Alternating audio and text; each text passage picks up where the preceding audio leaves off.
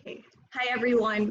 Welcome back to the Fashion Forward Dialogues. This is brought to you by the Sofa Design Institute, Paycheck's Fashion Conference, and the Fashion Design Council of the Philippines.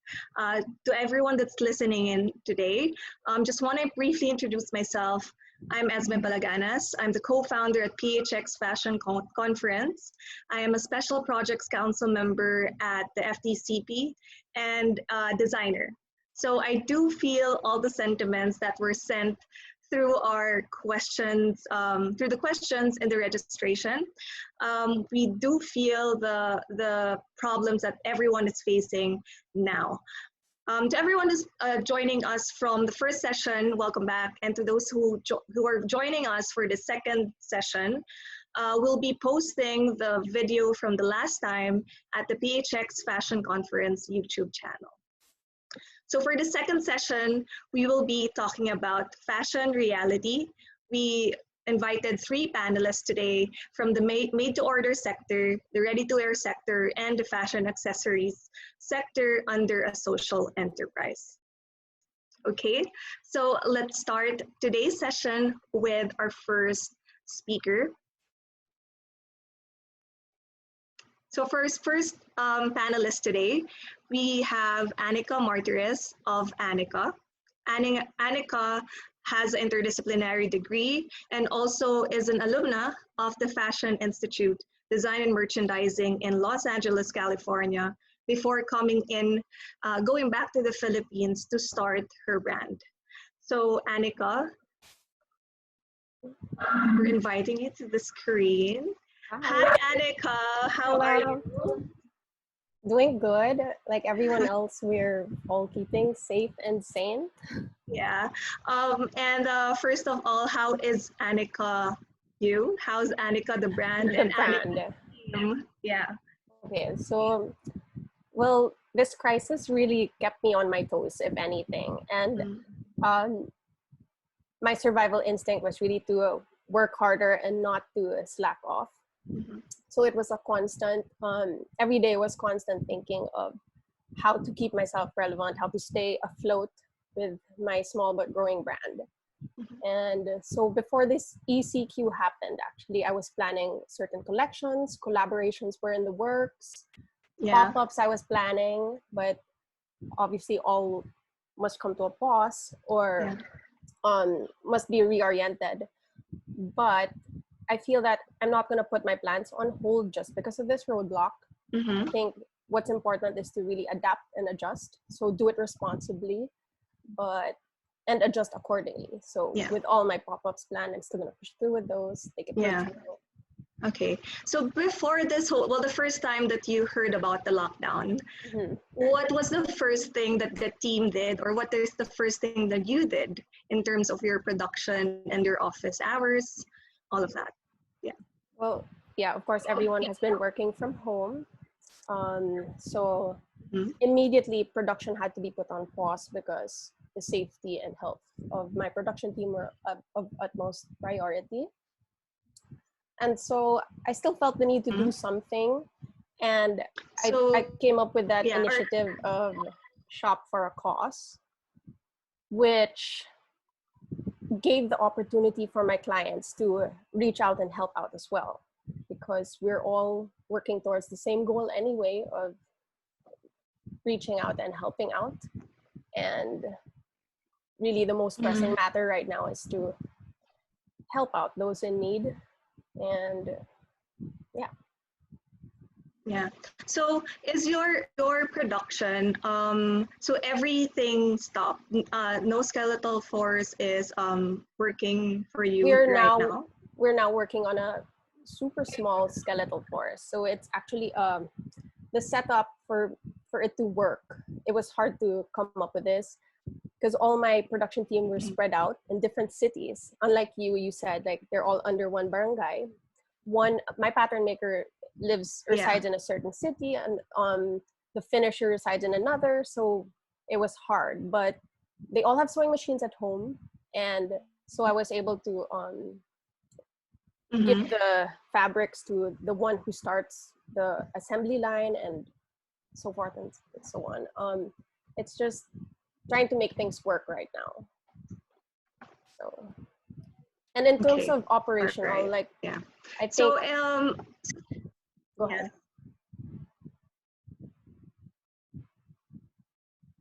Hello? Esme? Okay. Hello? Yeah? Yeah, so I was saying, so right now I've been doing the pre-order format, which has proven like really sustainable for my brand right now. So it's still operational. I'm still getting orders daily. So in that way, like, my clients are okay to receive their order once ECQ is lifted.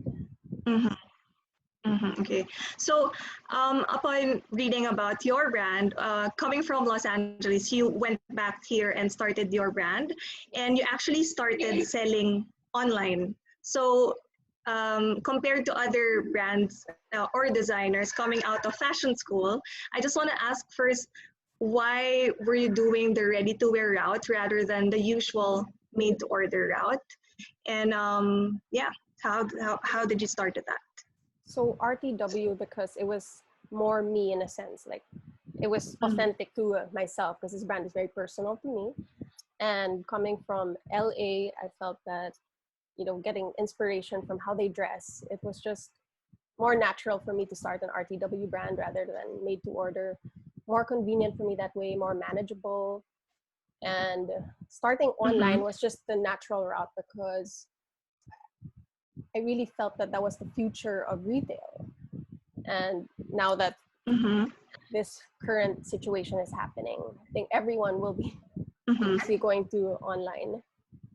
But I think it's important not to lose that sense of human connection. Yeah. Okay. So again, you started on selling online, and then further on, you had your pop-up shops in Power Plant and Rockwell, and you said also that you were doing your own pop-up shops outside of the mall setting, and you were joining fairs as well, such as Manila Fame. Now, basing from that experience from an e-commerce. You were starting with e-commerce first and then physical stores later. Did you see the difference in terms of sales? What have you observed in terms of people buying online and people buying in physical stores? Well, I can't really compare them. I mean, they're apples and oranges. So, but in terms of how to keep my clients engaged, both are excellent ways to do so. But now that online is the one working most for me, I still make it a point to keep my clients engaged. And the thing with, whenever people ask me, like, are you going to come up with a brick and mortar store? The answer was always, why do that when I have an online platform? And it keeps, like, with this pop-up format, I feel it keeps my clients more excited to visit me and to see what's up. Yeah, and then in terms of the, I think it's more of in terms of sales, in terms of sales, e-commerce versus physical stores. What's the most I mean, if you don't mind me asking, a bigger chunk of in terms of your revenue? Is it physical? For me, it's online, is it for sure. Online for sure, but in terms of like one-day pop-ups, it's good revenue, good profit, of course, but there's a steadier sales when it's done online, and that's what's worked for me most. Yeah. Okay, but right now, are you seeing there's a sense of a shift of, are there more e-commerce sales coming in right now for you?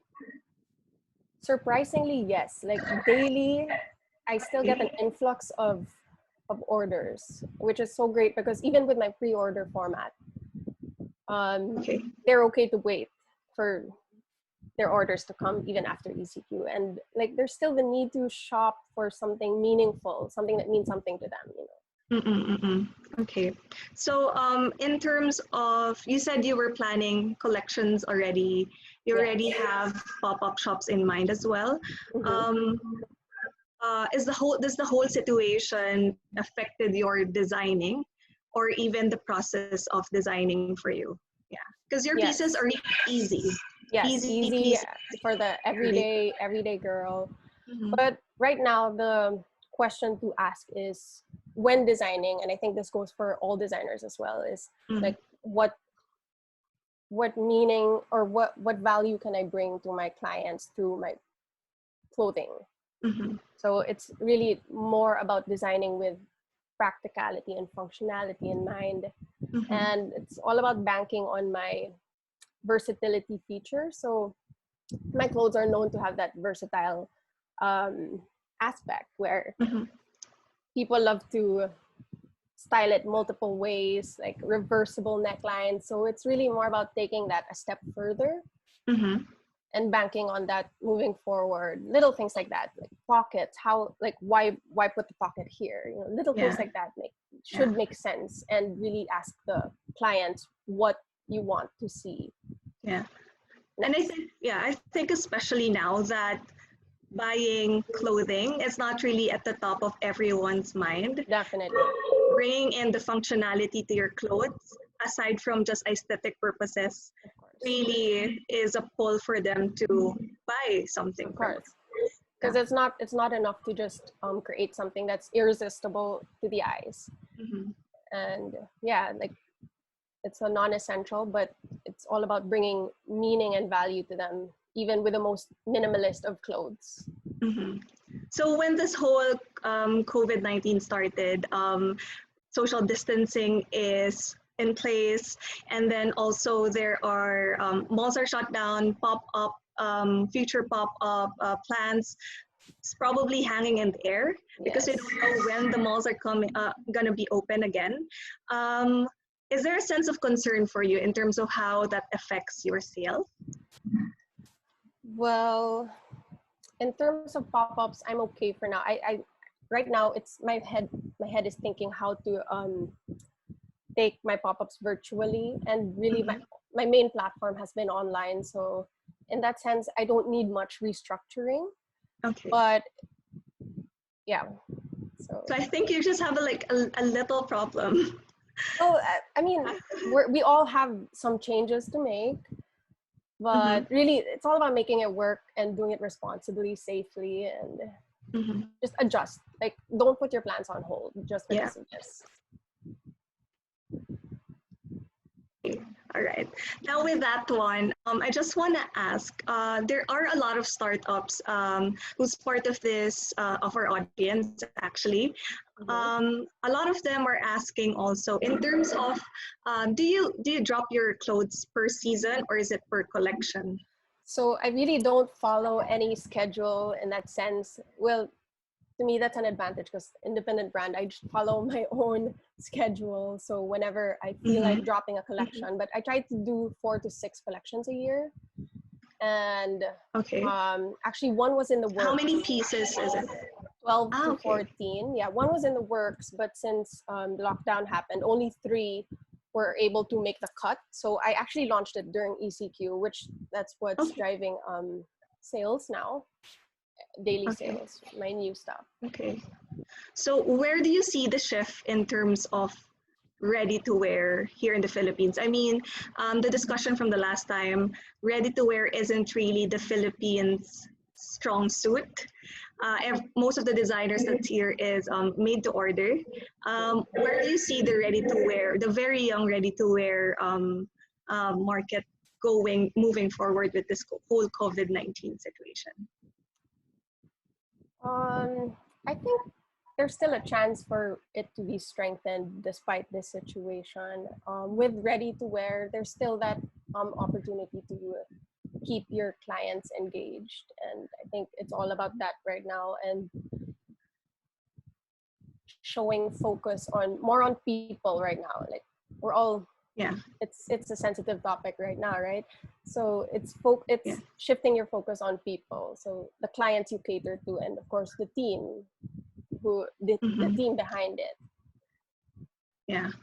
And I also saw on your stories on the Wear, everyone who wants to see Anika's pieces, it's at wear.anika. Yes.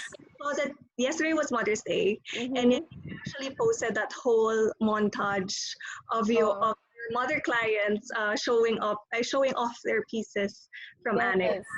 So why do you feel like it's now the time to have that connection, strengthen that connection with your clients, especially now that you don't have pop-up Yes. to into? Why is it important to connect with your community?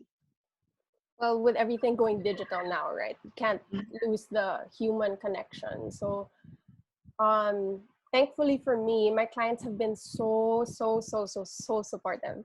Like daily, no fail. They send me photos. Except for Mother's Day, that was something I put up, and I really contacted my clients. Like, hey, like put on your favorite Anika piece, and I asked them certain questions. And it's all about like uplifting spirits right now. The approach really should be more of mood boosting rather than sales driven, you know. So keeping my clients engaged in that way. And whenever they send me photos of them wearing like Anika during work from home, no fail daily, like I send that photo straight to my production team, and my production team, like, you don't know how big their smiles just got. So it's nice that you're saying that it's well everyone has priorities to buy right now, but you're not just bringing them clothing, but you're bringing more than just clothing for them. It's the joy of dressing up inside your So that's, you know, I think that's one thing that the whole situation taught everyone, that it's not just buying the act of buying clothes, but the feeling of that joy that your clothes bring to your client. Yes, no matter how simple it is, like even with the simplest top, like it brings joy to someone. Like they say I'm wearing it on my last day of work, like I got engaged in your dress, or little things like that. They take it through every milestone, which is so great, because it reminds me why I do what I do. Which is? Why I do what I do. It's really to be of service to others, really, like, because work becomes meaningless if it's not done to be of service to others. So as simple as empowering women, I'm being of service to someone. In terms of providing livelihood for my small but growing mananahe team, that's being of service. And to the environment, of course, like just keeping keeping quantities small. Okay, so in the next few months, I don't know if your inventory is, I think that's the main problem right now. A lot of brands have tons of inventory in their shops. What are the things that they're doing to solve that problem? So I hit two birds with one stone with doing that, like easing up my slow moving inventory, which thankfully was here in my house. I did that shop for a cause initiative. So it was a great way to ease up slow moving inventory and at the same time help out. So instead of the profit going to myself and my team, it went to those who really needed it most, who were the frontliners and all the underserved communities. So for everyone's reference, Anika did the shop for a cause. I think that was 2 weeks ago. Was that? Actually, a month and a week. Last week of March. Okay, so and then you were able to all the proceeds for that one went to Caritas, I believe. Caritas, OVP, VP Lenny. And I also reached out to my clients because I really value what they value. So I reached out to my batchmates of my alma mater, Rose, and we all pooled together, and like one needed funding for PPEs, one needed funding for face masks, one needed funding in Asian hospitals. So I covered much ground in terms of spreading out the donations. And I mean, the help doesn't stop there, because true to what I'm saying, to be of service to others, like it's still a constant. I'm still finding ways to help out, and not just through a shop for a cost sale. You know, how else can I do it? Okay, so moving forward with Anika, how are you going for your next collections? Do you feel like fashion is still relevant right now? With this whole situation, we have nowhere else to go to. We only have our Instagram account to Yes. show off our clothes. Yeah, what is fashion's relevance in this situation? Well, right now, well, for me and my clients, at least, what I see is Mm-hmm. fashion is a form of escape, a form of joy. So you can't take that away from them. Like you can't just produce something that's super functional looking and not looking chic, right? Because where's the joy in that? Like they Mm-hmm. still want a piece that's to boost their morals Yeah. and to something to look forward to. Like for everyone who's been ordering, like once the ECQ is lifted and all my orders get shipped, like that's going to be a welcome surprise for them. Yeah. And you're gonna have a lot of content to post as well. Yes. Yeah. Like they're going to keep sending me photos, which I love. Like keep sending them, guys. Yeah.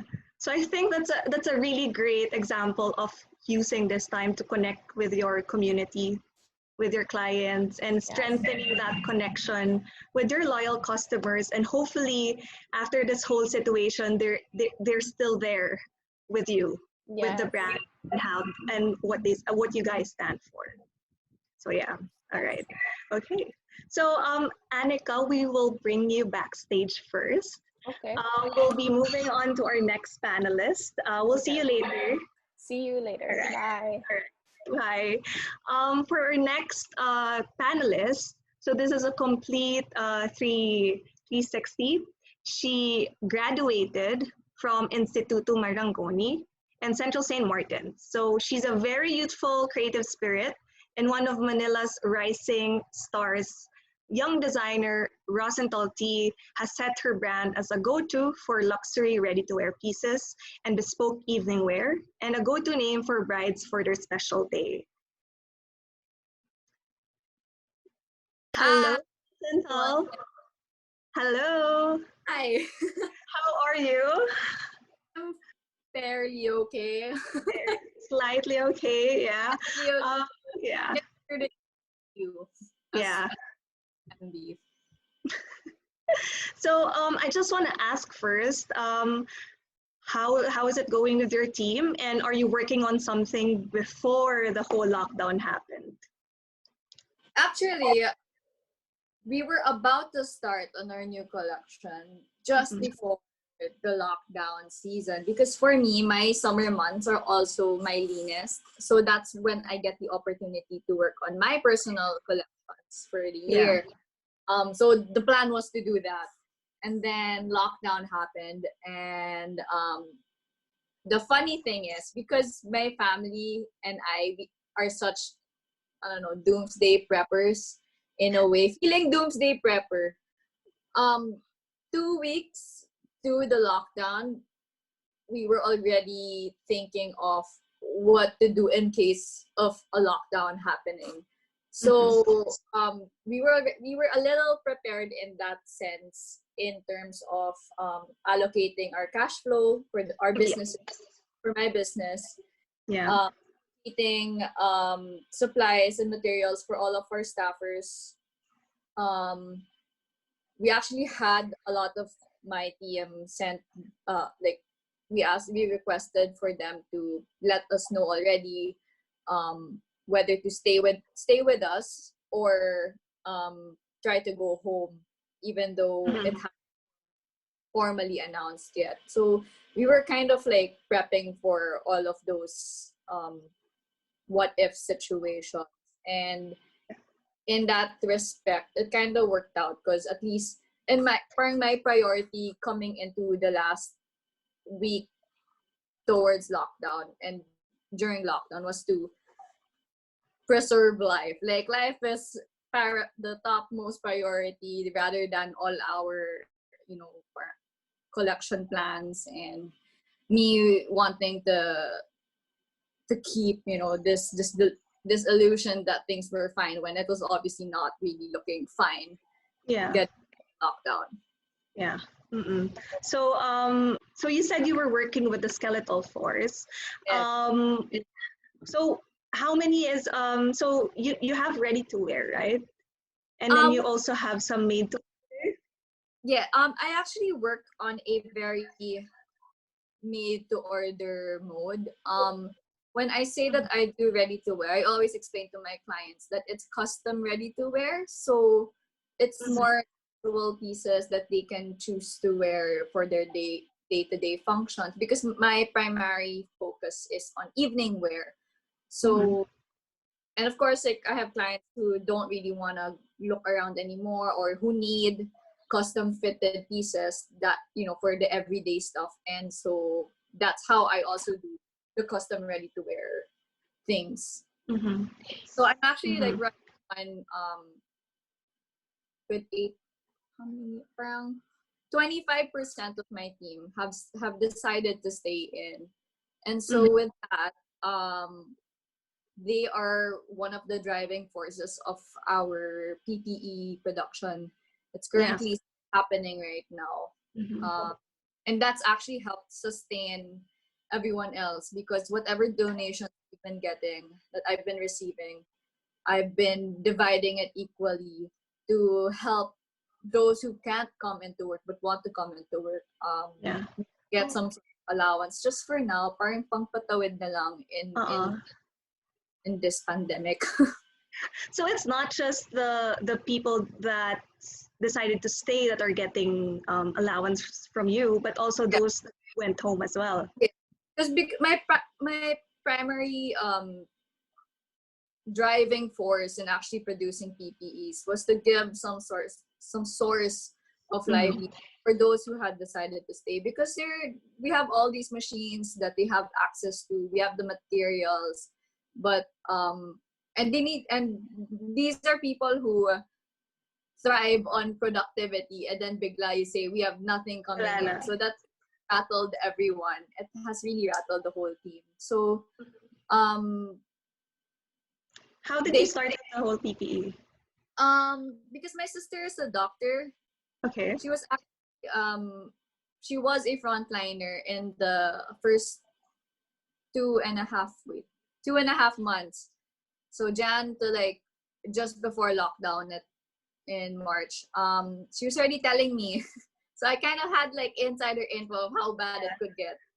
So she already kept warning me week by week. Now we should get materials. We should start making suits because we're not getting anything. And like, we're a private hospital, but we're not ready to get into, you know, into a near vicinity where we can properly save them, but like save ourselves to kind of situation. So we started from precisely because of my sister, and the need for just being prepared for it.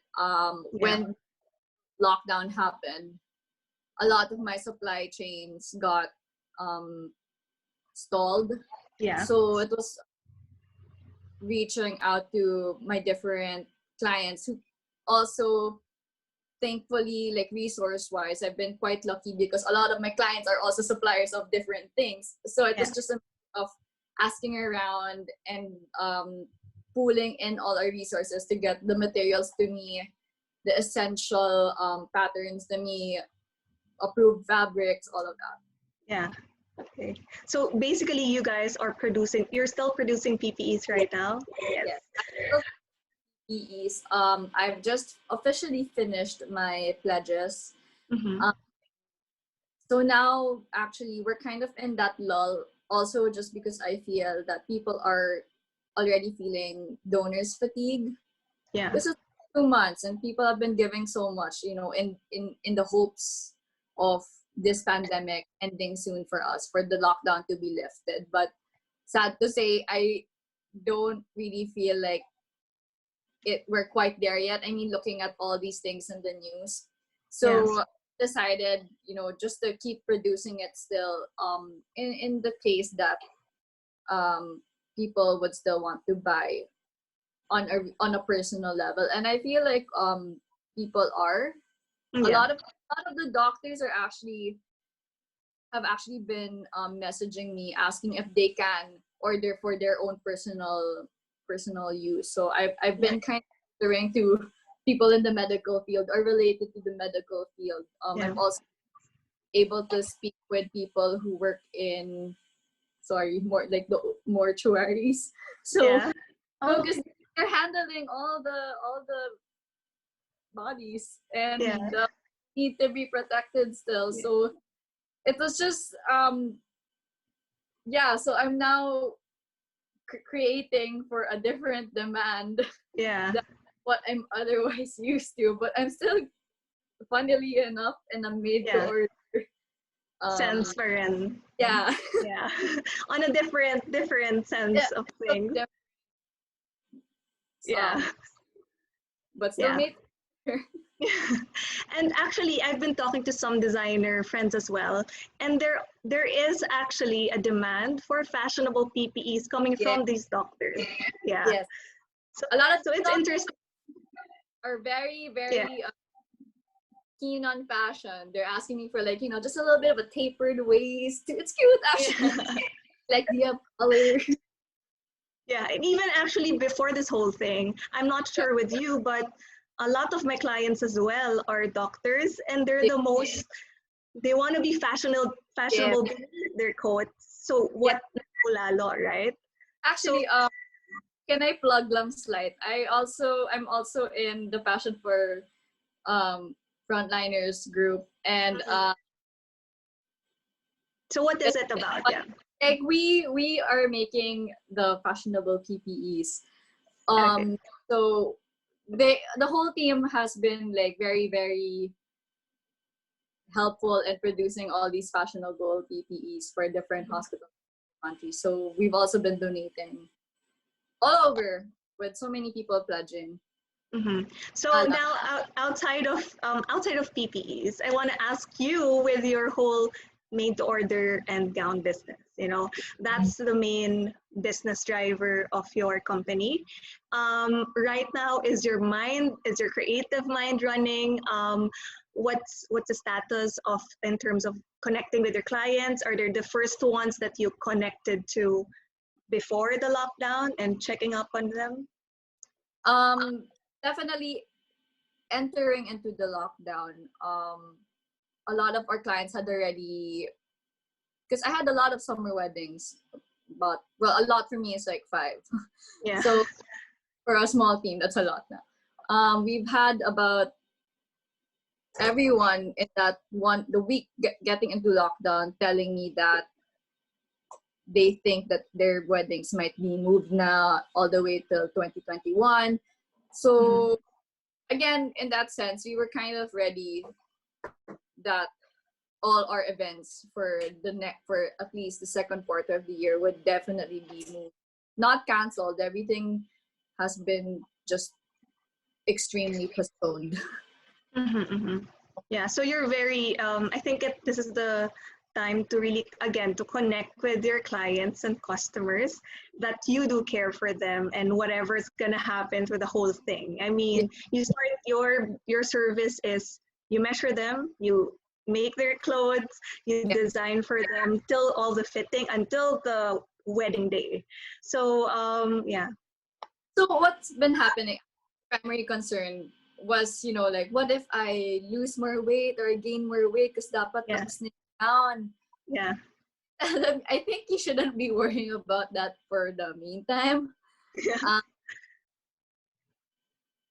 I think what's more important is that we find you a confirmed new date for for you to really celebrate your occasion. So I've just been trying to assure everyone who's already committed to having their gowns designed by me that we're still running your event whenever that might be now, in mannered as I would have been running it if we were on a normal base right now. So not that aspect in terms of like the service that I still want to give to them and the quality of the service that we're still aiming to give to all the ladies. So now with the post-COVID-19 world out there, after this whole lockdown, people are actually asking on our chat and also from the registration. They're asking in terms of moving forward in terms of client appointments. Have you already prepared for that? Are you changes in terms of your studio? Yeah. We will still be. I don't think you can totally lose the face-to-face interaction of doing custom pieces, but I think especially for my returning clients, we've already gotten to a point where they don't actually need to physically see me each time. Like maybe they'll just come in to do the fitting, but in terms of deciding on a design or talking about what they want to happen, we've been able to still do it even before the lockdown online, like via Viber, WhatsApp, Telegram. That hasn't really changed for me. I think what will change though is the likelihood of it happening more, especially if you're one of returning clients already. In terms of the physicality of having a fitting studio, I still think that it's an essential. Communication online has just made it a lot easier to limit the number of it though. Yeah. So you do have protocols already in place. You're already basically practicing it even before this. Yeah, and a lot of before we even entered into lockdown, people were already complaining about so many things such as traffic or how, because they have of course other things to do during the day that they couldn't get to me in time, for example. So it was just a matter of like just doing things online to really be as efficient as possible too. So I think it's just gonna increase more, but not totally in the sense that it will eliminate any face-to-face, because the point of custom dressmaking is to have it custom fitted on you. So we'll never lose that factor. Okay, and then I think there are still people who really wants to have their own special pieces for a special day. Hindi mawawala yun, I think. I don't think so. Yeah.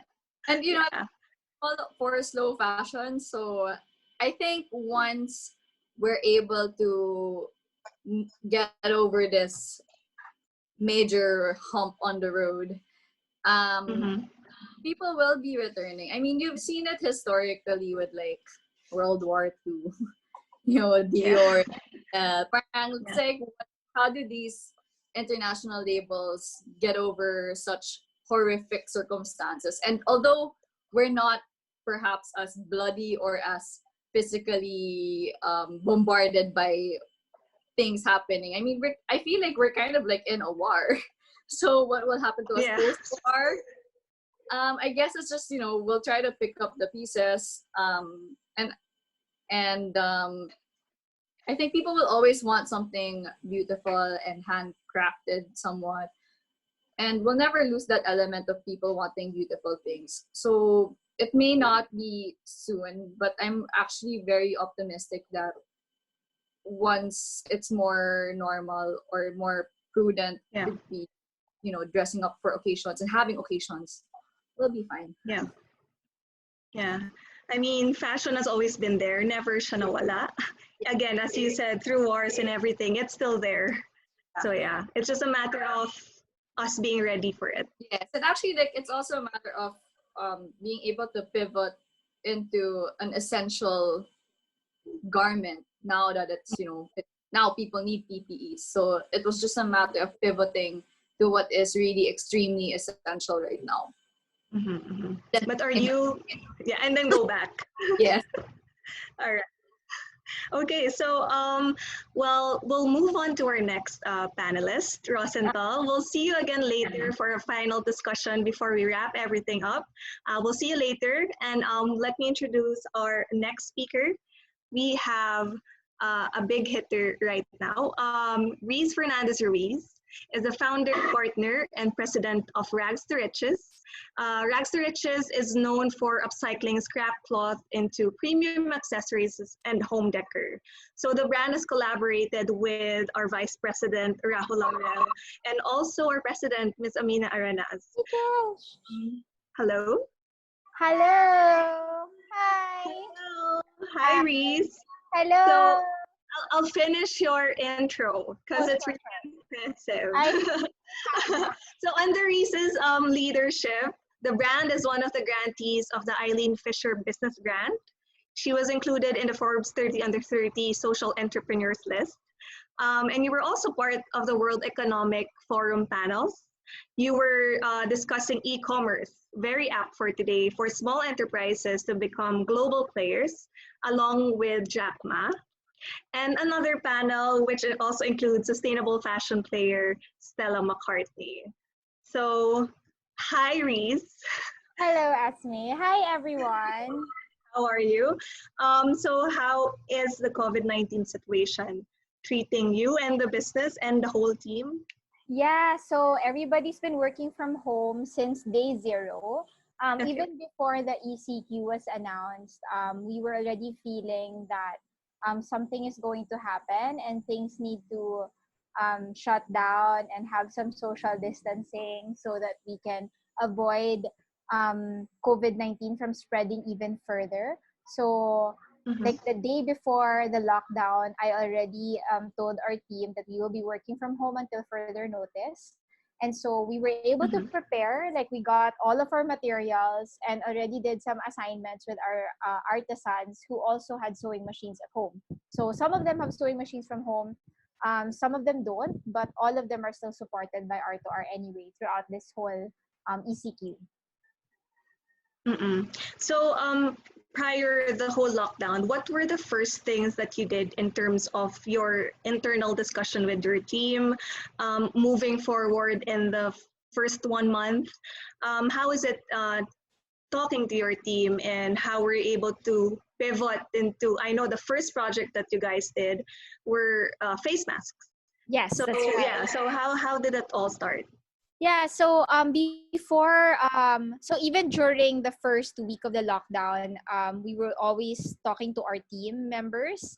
And before the lockdown, I had a one whole session with everyone to just talk about what is COVID-19, how do you get it, what do we know so far, because honestly, even up to now, it still remains to be largely an unknown. And that's why we're having all of these different cases, and we are figuring out how to address it in the best way possible. So I was talking to the team about that because I think it was important for everyone to understand what is in front of us.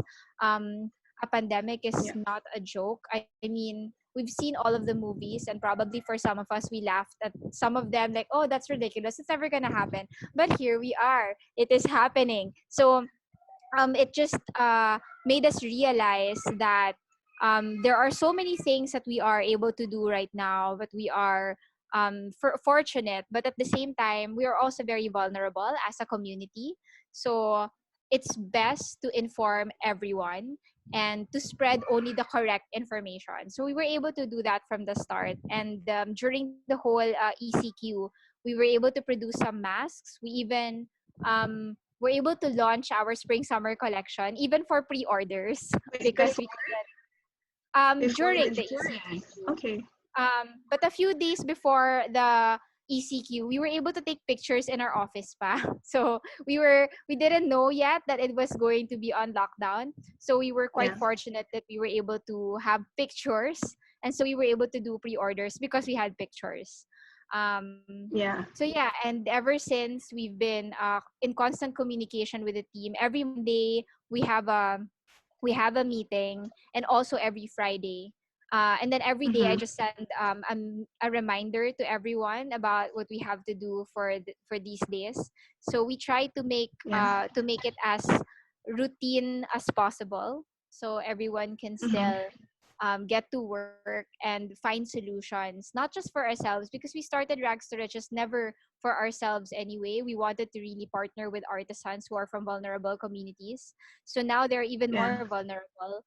And so Yeah. we knew that getting the business going is not just a responsibility to ourselves, but to everybody who's in partnership with us.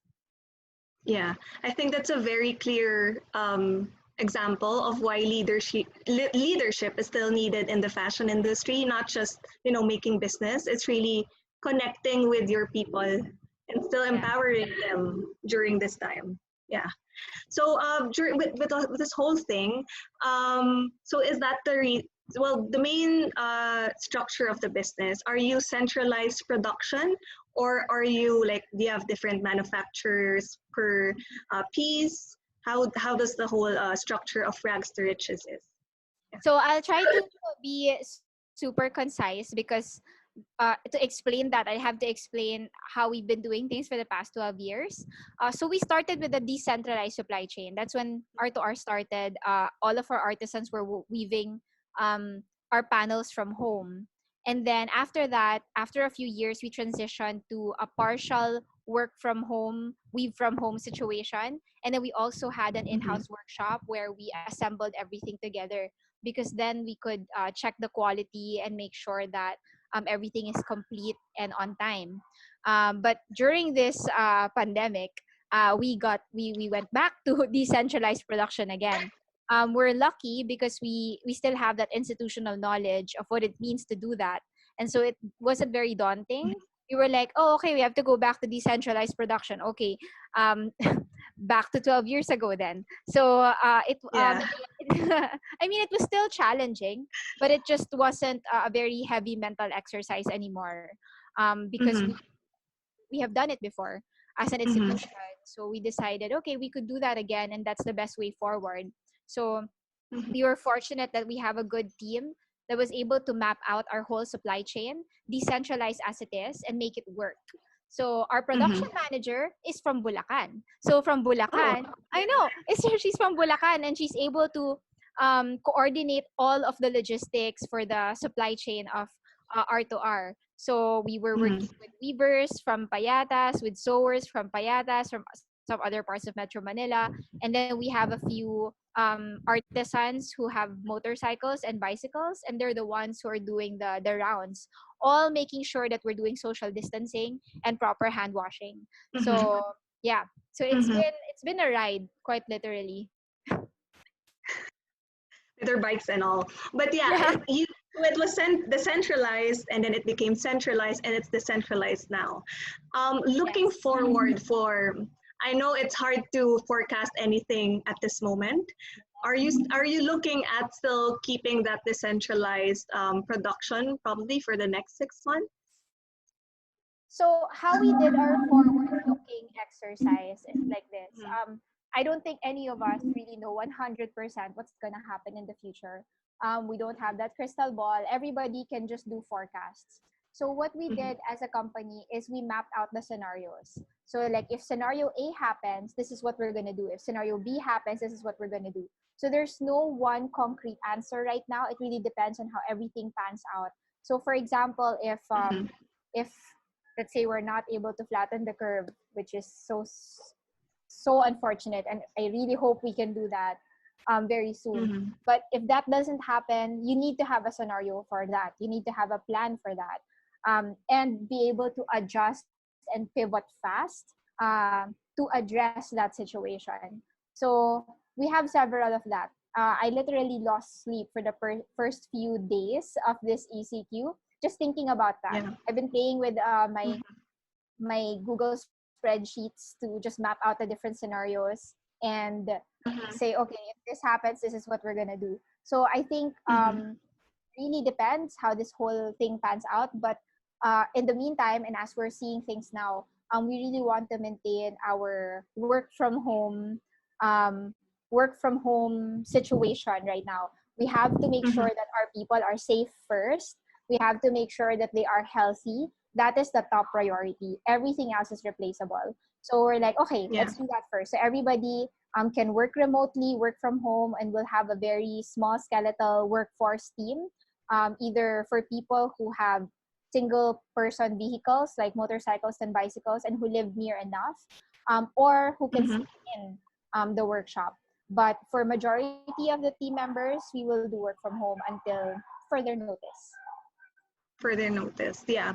So we're talking about systems now in terms of production. It's a really nice, I think it's a nice thing to bring up right now, because it's going to be so hard to plan that in the next few months. Now, one main concern is, your people can do it. You mentioned about quality control earlier.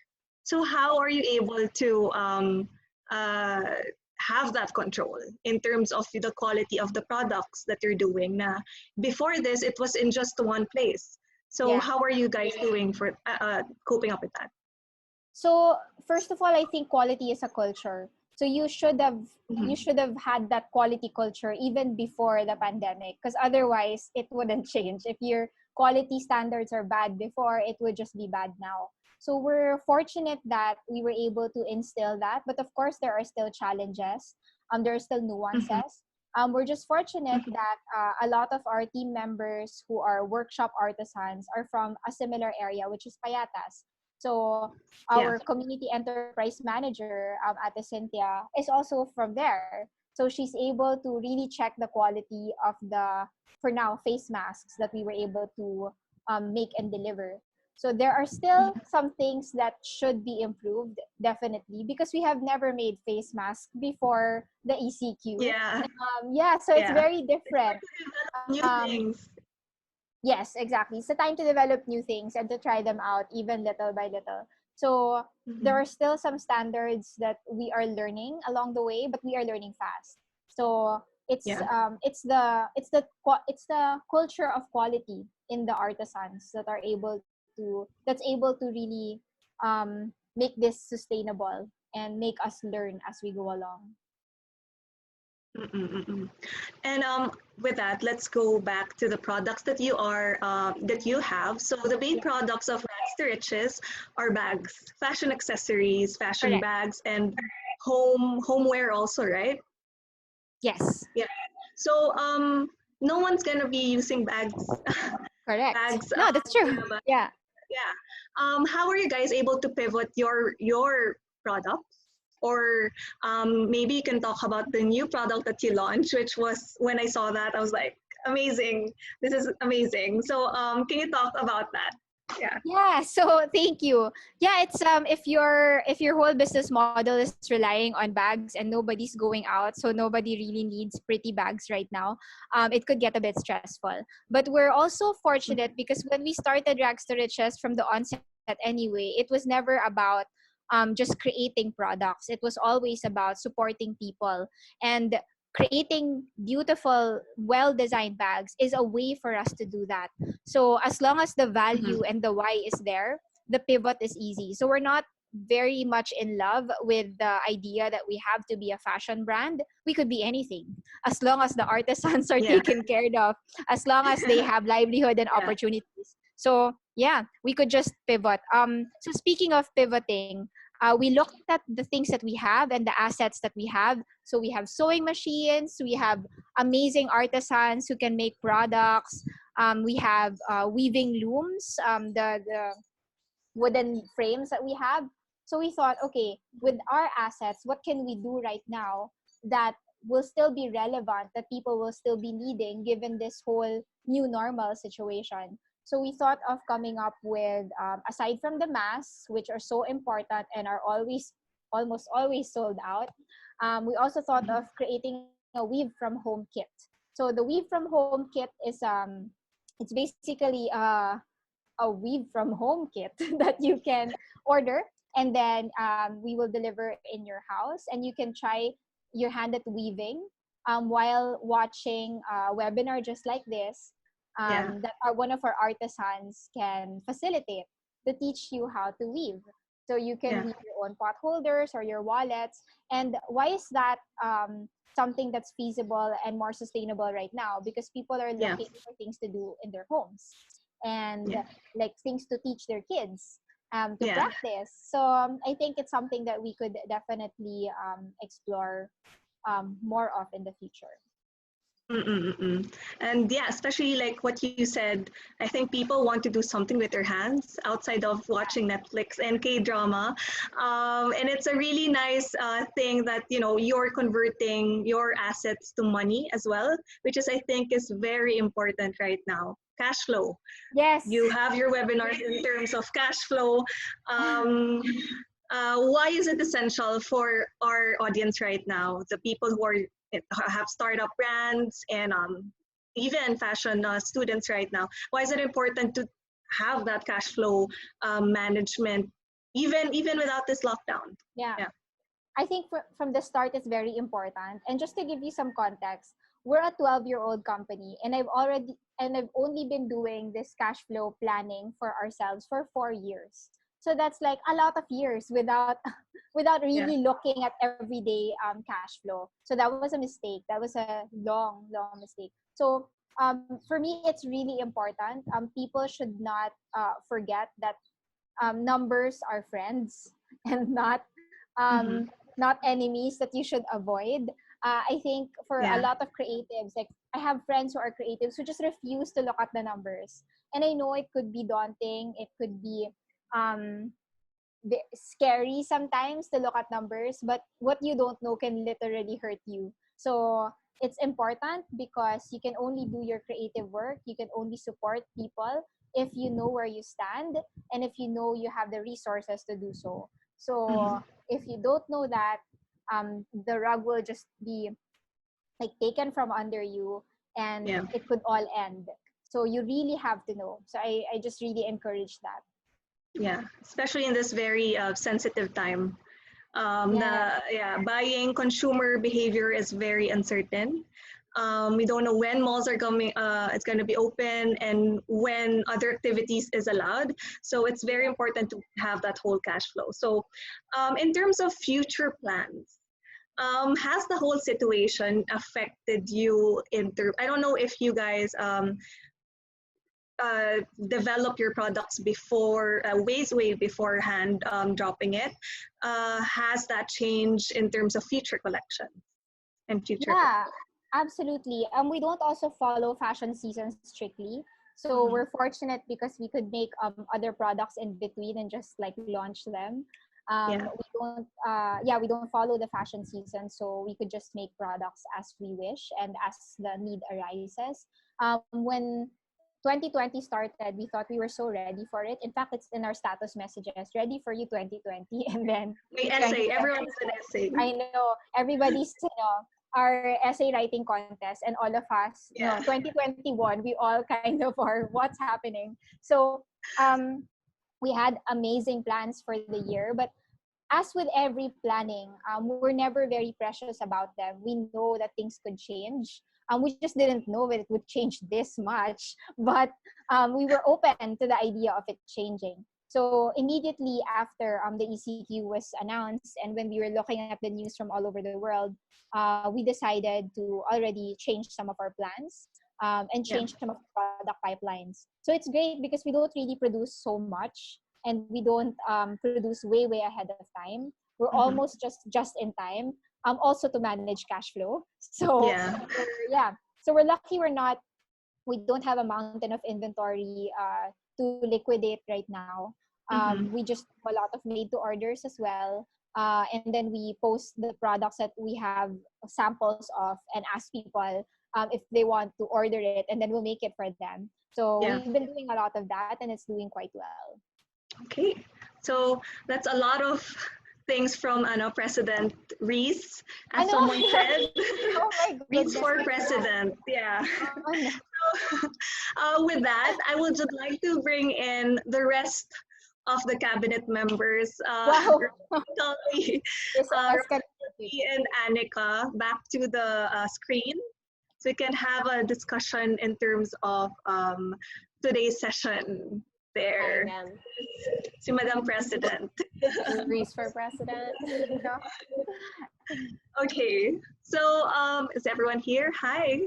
Mhm. Okay, so in terms of what you've discussed earlier, it's really a whole problem with demand and supply. In terms of demand from consumers, clients won't be shopping, you're limited to e-commerce. And then in supply area naman, as Rosenthal said, buti na lang you have your contacts of suppliers that you're able to get all of those. In terms of moving forward with your businesses, how are you dealing in terms of for the next 6 months? Are you producing something new, or are you just looking at your scrap materials and then seeing what you can produce in the long run? Because it's very hard movement right now in terms of transportation and logistics. Yeah. Anyone? In terms of ako yung last. Go, guys. Well, in terms of your, can I go? Yeah. Okay, so I love how everyone's doing what do you call this, fabric masks. Like Esme, I love what you're doing. It's super brilliant designs, and Reese as well, and PPEs for Rosenthal. Like I see everyone's doing that. Like I ask myself what I can bring fresh to the table. So obviously the face mask will be an essential accessory. Again, with banking on my versatility feature, I was actually inspired by my fabric tie, which is she has a sample. Yeah. Well, no, this is not the actual prototype, but it's inspired by my actual fabric tie that I use, only because this could be repurposed into something else. So instead of doing just a fabric mask, why not do something that can be reused into something else? So right now that's in R&D, and in terms of ways to use it, again, like you can use it as a hair accessory on your bags. Again, it's really inspired by this fabric tie of mine. And just to do away with disposable fashion. Like, what are we gonna do with face masks when the time comes that we don't have to be wearing face masks? Like, I don't want to chuck away, so why not do something that could be repurposed? Yeah, it still goes back to your whole brand message and the whole aesthetic of Anika. It's still there, even if you are doing other out of the box products. Yes. All right. So maybe we can go to one of the questions from the attendees. There's a whole question regarding price discounts. So right now there's a shift in terms of consumer behavior. Are you planning on doing that price discounts sales just to cope up with the things that you have to spend for? Yeah. Are you adjusting your rates in terms of your pieces? Is there going to be a change in pricing moving forward? Or would you recommend? I'll answer for made to order. For a lot of designers, and I've had this discussion with my fellow custom dress designers as well. In the meantime, I feel like what we're mostly doing for those who haven't been able to work on, pivoting their business, is to have an archival sale of their older pieces for their production teams. So as far as a lot of the labels have already started doing that. As for price change just after this pandemic, I feel like it will actually just kind of maintain. I think like this period for us who are on the made to order business is just like neutral ground where like things will just proceed as normally as it could be once this is all over. For made to order. For ready to wear or other products? For us, I think it starts with knowing who your customers are and what their needs are. So if I definitely understand. So for Chantal, for example, she knows her customers. She knows what they're looking for. And so if you know them and you know that you don't have to change your pricing, because the pricing exercise is there for a reason. You compute that based on the overhead that you have. You compute Yes. that based on the materials that you have. So it's not just about, earning so much from just the made to order. For a lot of designers, Oh no, we lost Oh, no, Reese. we lost Miss. Anyway, yeah. I think we lost Reese for a bit. But yeah, I think coming from what Reese was saying, price cuts is beyond just doing that, but it's also, there. Hi, yeah, Reese. I'm back. Hello. Okay. Yes. So yeah, it really depends if you know your customers. So for us, there are some products that we will just evaluate the pricing strategy, but there are some products that will remain. So I guess it really depends if you understand your market well and if you know them, because Mhm. you know the people who will have less of buying power after Yes. this whole pandemic, and so you Yeah. adjust accordingly. Yes, agree. Agree. Yeah. Anika? It's just really echoing what Reese said. Know Yeah. your customer, and if you know that you don't need to do any changes in terms of pricing, then so be it. But it Mm-mm. really depends on what product it will be. Yeah. Oh, can Yeah. I add something? I just recalled. Yes. Because the whole purpose of a made to order piece is to work with both the designer and the client because you're in collaboration. So definitely what will remain is that conversation between designer and client where we try to appease them financially with their budget while still giving a design that fulfills your happiness as a designer and fulfills the client. So in that respect, I think most of us will still remain with that priority as topmost on our heads because we try to collaborate with the clients who do come to us for pieces. Yeah. Mm-mm. And I think pricing beyond just it's placing yourself in the market. So it's not just for the sake of a low or high price, but you are actually placing yourself beside these brands that you want to be associated to.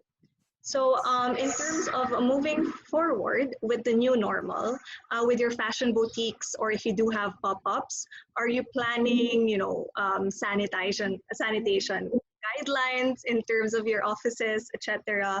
And how are you going to communicate this to your client? In my fitting studio, we have always been practicing constant like disinfection, if that is the Yeah. term. Like we always have like alcohol bottles spread throughout our studio, and I think it personally became an advantage getting closer to the lockdown because my team, my assistants are all very OC and they're always like alcohol. And they're the ones who prefer to wear masks actually prior to even this being, a thing. Because when we're fit, we're in their face. We're seeing things that, most people don't see. So being in close proximity, and prior to this, a lot of our clients weren't so conscious about how they would act around our assistants. So syempre, like for example, if someone came in with a cough or a cold, they didn't really see how it could affect the assistant who was face to face with you. So we made it already our own initiative to protect ourselves by wearing the masks and like always having alcohol around the studio so that we won't get like what they have.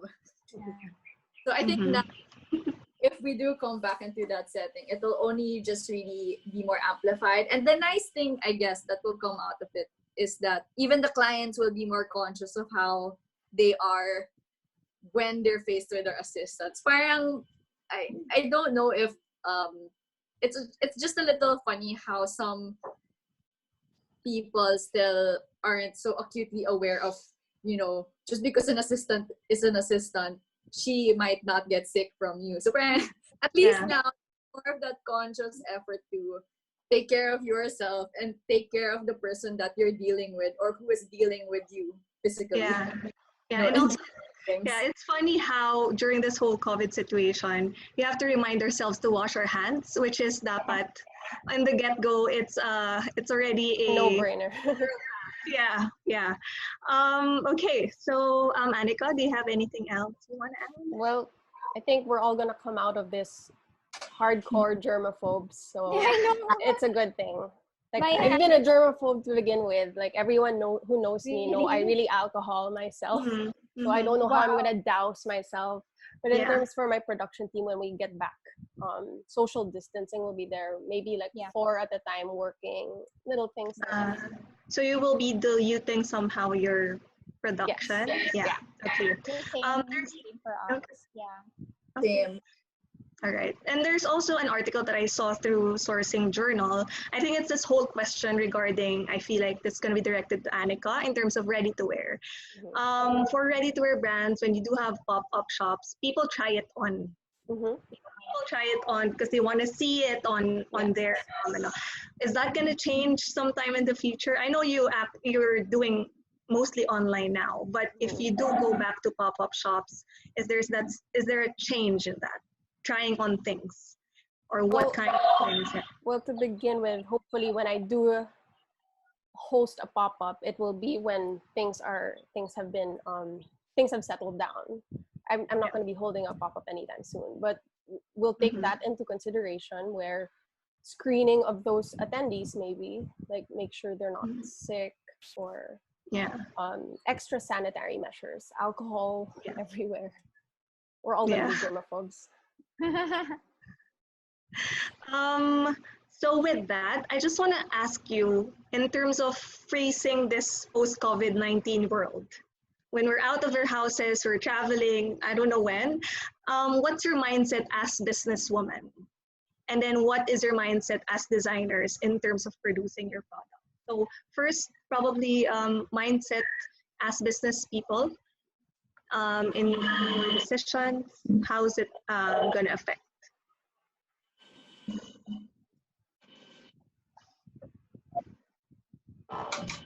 Go Reese. Okay, go.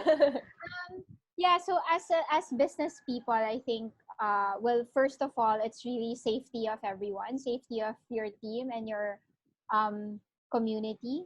So I think business doesn't make sense if it doesn't take care of others. So you have to make sure that that's your number one priority. And then after that, you think also about how to make your business sustainable. I think Rags to Riches is in an a fortunate situation, kind of, because we've started Rags to Riches with meaning and purpose and intentionality from the onset.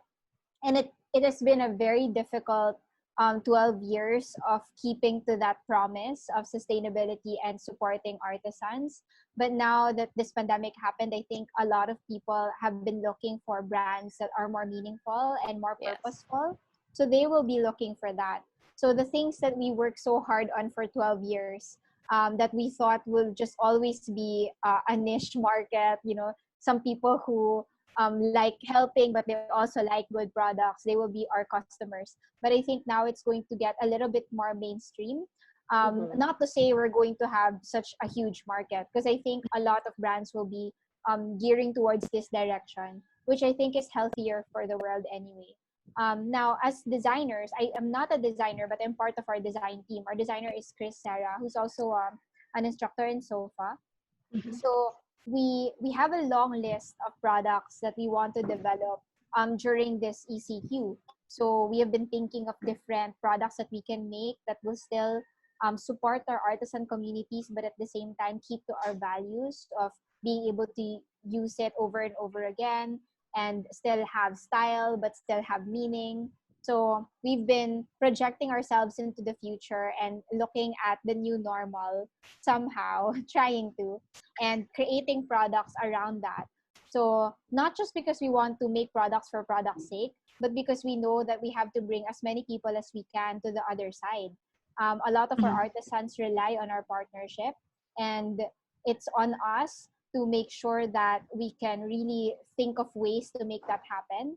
Because again, this very challenging time is not just challenging for businesses, it is even more challenging for those who are very vulnerable to begin with.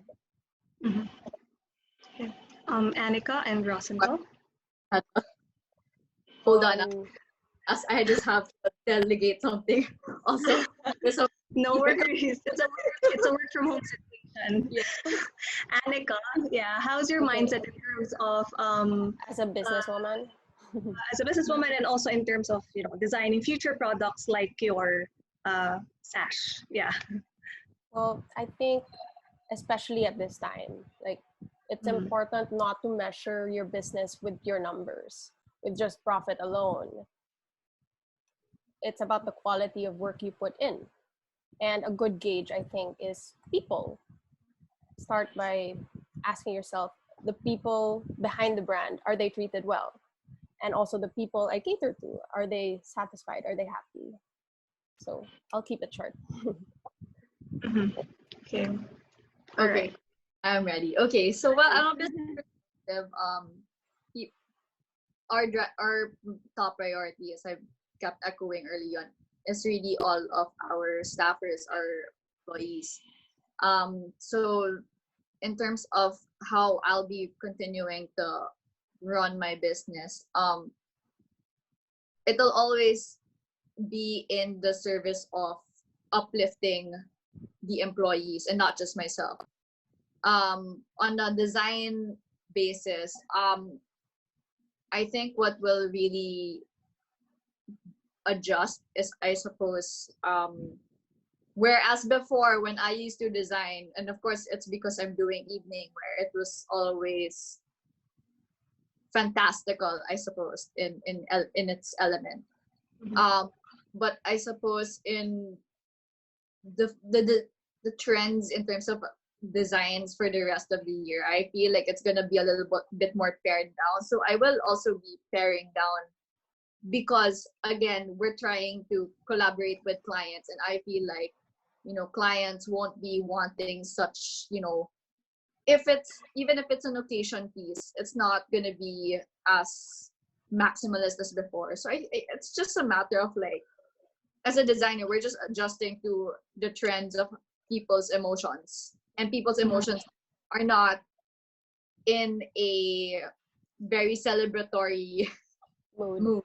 So we also Yeah. adjust and we Mhm. adapt, because in any business, it's adapt or die. And in order to survive and to get through this, we need to be very sensitive and empathetic to people's feelings.